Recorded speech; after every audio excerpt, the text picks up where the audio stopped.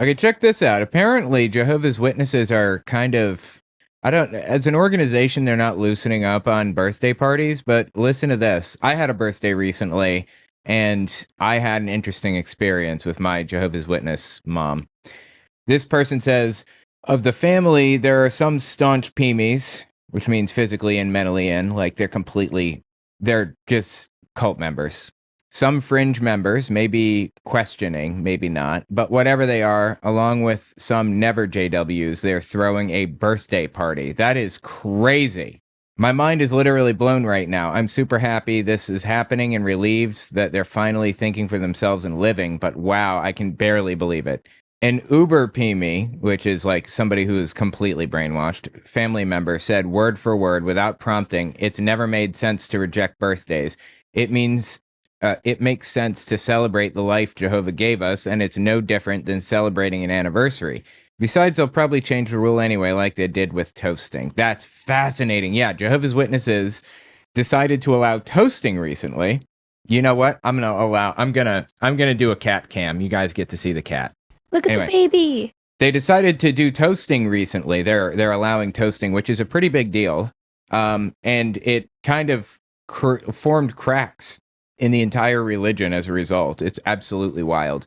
I kid you not, the cracks have formed, the bottom just might fall out. At the very least, maybe JWs being allowed to make decisions based on their own conscience, instead of having headquarters dictate every little thing, will be the catalyst that makes things change. The question is, what kind of totally new beast will these changes make this religion morph into? Jehovah's Witnesses don't celebrate birthdays because, here's some of the reasons they give for not celebrating birthdays. Every time a birthday is celebrated in the Bible, somebody loses a head. That's 100% real. They really say that. Also, they don't celebrate, in their own words, because Jesus didn't celebrate his birthday. But the Bible does not explicitly condemn birthdays. If you're going to take the line of reasoning that somebody loses a head every time someone celebrates a birthday in the Bible, then you're going to have to refuse to have dogs as pets too, because every single time a dog is mentioned in the Bible, it's in a negative light. They're biting somebody, they're attacking somebody, they're dirty, they're evil, they're bad, whatever. So the logic that Jehovah's Witnesses use to celebrate or to refuse to celebrate birthdays falls flat on its face. Now, I had a birthday recently in the past month, and my mom messaged me. I mean, she doesn't really talk to me much anymore, but she messaged me out of the blue on my birthday and did what she has done in previous years every now and then. By the way, guys, check out my new shop, owenmorgan.com/shop. I have a bunch of really cool designs on there. She would tell me what was happening in that moment, like she was in labor and she's walking around or whatever other thing. I was born at home. Anyway, I feel like Jehovah's Witnesses are starting to kind of move over a little bit, surprisingly. They gave up on the toasting rule, which I did not expect. They are now allowed to wear pants. I mean, women allowed to wear pants to meetings, and a bunch of other little rules that have loosened up, all since Tony Morris, the governing body member, was fired. And I just honestly can't believe I'm seeing it happen, but it seems like they're starting to kind of liberalize a little bit. I don't know. I guess we can hope for the best. Were you going to tell me something? When she sent that text, she was very adamant that he got it. She texted him happy birthday and then was very, she was asking me over and over, but did he get it? Did he see the text? Did he read it? Did he respond?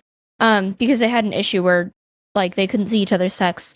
So, yeah, she really, really wanted him to see her happy birthday message. Also, yeah, to come from a Jehovah's Witness is absolutely wild. Yeah. Also, my relationship with my mom has been on and off for many years. I have not had a relationship with her for about 20 years, but throughout that time at various points, she would text me or she'd call me and she would talk for a little while, and then I just wouldn't hear from her for 2 more years. And it seems like since they've been liberalizing, she's been opening up a little bit more and wanted to kind of talk to me or whatever. I don't get the impression she wants to talk to me now, but I get the impression that she feels like she wasted half of her life not talking to any of her children and wants to kind of set that straight, even though she knows it can't be repaired now. So I would love to see Jehovah's Witnesses starting to move a little bit toward a moderate position and less extreme. And it looks like it's happening, but I don't think they're going to move much further. On the other hand, people still getting messages like this. This is on the JW subreddit, or XJW subreddit. A family member finally messaged me after 3 years, but the message is full of rants and guilt trips. For context, I disassociated, left the religion back in 2022, and since then, I've never heard from them. Not a single hi or hello. I have 4 siblings and a mom, all JWs. Dad left when I was a kid due to our religion. All my siblings unfriended me on Facebook, and 2 of them blocked me. It's a similar situation with me. I was the second one to be kicked out of the religion. I was disfellowshipped. My brother was also disfellowshipped, but in the interim, everyone else has left too. Like my dad left, kind of. My brothers, my sister, everybody except my mom. Even my aunt and my 2 cousins left, but my mom is still in it. My mom is still a Facebook friend, but she never texted or called me even once in those 3 years. Days after I disassociated, I got so many hurtful words from my siblings. One of them even told me I'm worse than being dead. My mom told me that I didn't have to continue supporting one of my sisters financially while she was studying in college. 2 years later, one of my sisters got married and nobody bothered to at least inform me about it. No one has checked on me. None of them knew where I am. None of them know where I am right now. None of them know my struggles, especially my health issues. I have some chronic illnesses. It's clear that they decided they didn't want anything to do with me anymore, and I was okay with it and did my best to move on and start a new life. I found a partner, we moved to another city, got a dog, traveled to many countries, etc. The problem is that Jehovah's Witnesses cannot legally imprison you. They can't put you in a jail if you break their rules. So what's their solution? They put you in a mental prison. If you break their rules, they will isolate you from everybody in your life. They will prevent them from speaking to you. And if they do, they can be disfellowshipped. That's an offense, a disfellowshipping offense, talking to disfellowshipped people or disassociated. That changed in 1981 or something like that with Ray Franz exiting. Let's continue. However, a few days ago, for the first time in 3 years, one of my siblings messaged me and she was absolutely ballistic on me. Her message wasn't in English, so I'll just share what she said non-verbatim. Basically, she was guilt-tripping me for not helping my mom and my other siblings who still live with her.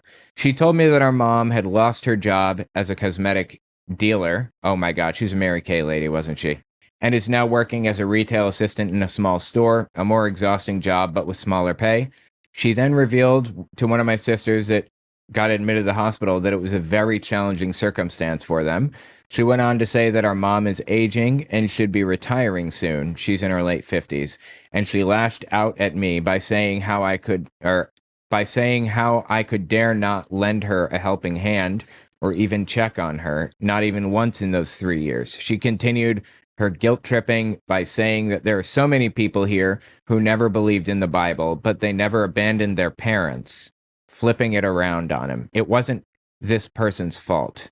Jehovah's Witnesses refuse to speak to me.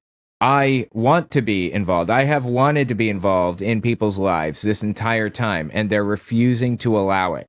She continued her guilt tripping by saying there are so many people who never believed in the Bible, but they never abandoned their parents. She told me I was selfish and I only think about myself, never others. I guess she forgot all the favors and presents I gave her and the other family members when I was still a believer, like when I let her borrow my laptop for a whole month just so she could get hired for an online job. Did she also forget I was a regular pioneer, at the same time a ministerial servant from a very young age until my disassociation? Did she forget all the sacrifices I made just to serve others for free? I could literally bring up so many examples that will prove just how wrong she is about me. Also, how would I even know if they need some help if they never communicate with me in the first place? The thing is, when these people leave the religion, everybody inside the religion suddenly gets a very different view of them. They suddenly view them as dirty and evil, and they won't hug them for fear that something would rub off on them. Seriously. Or did they expect me to just send money to them without speaking with me? That one. It's that one. Not gonna lie, I was caught off guard by everything she wrote against me. I didn't know how to respond at first. Anyway, I decided to respond, and we got into a heated argument. I lost my place. She stopped responding to my rebuttals eventually, so I decided to call my mom to see what was really happening to them and why my sister snapped at me out of nowhere. I thought she would never answer the phone, but after 4 tries, she answered. I'm surprised. Yeah, I didn't expect... I mean, there are depictions of people being called by their ex-Jehovah's Witness family, and it shows them not answering the phone in Jehovah's Witness videos. Here you go. This is a perfect example. This is Jehovah's Witnesses refusing to answer the phone for their disfellowshipped children.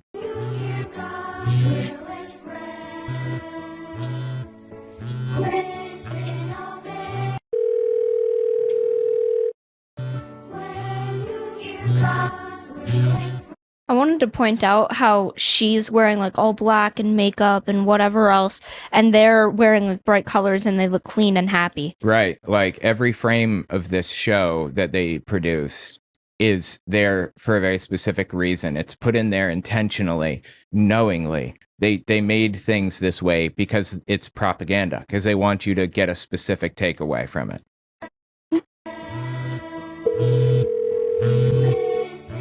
No makeup on the right, and she looks sad, like she's dealing with some serious issue. Yeah. She's smiling. So the point is that Jehovah's Witnesses, this is produced by them. They explicitly, specifically do not want people communicating with their disfellowshipped family members. Anyway, and then they blame you. It's sad. But anyway, yeah, tell me what you think about it in the comments.